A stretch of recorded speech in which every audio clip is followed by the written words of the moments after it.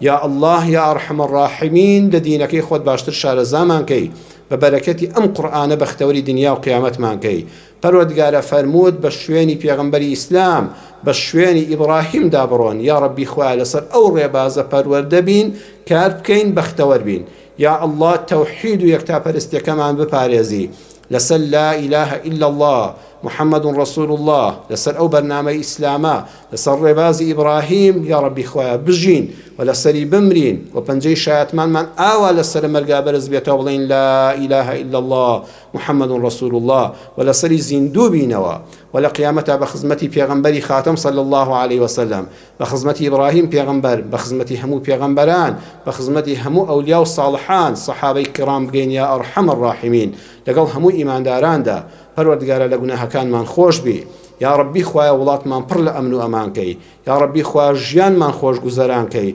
لنخوشي و ناخوشي لبلا و مصيبت لشر فتنة يا الله بمان پاريزي آمين آمين آمين والحمد لله رب العالمين.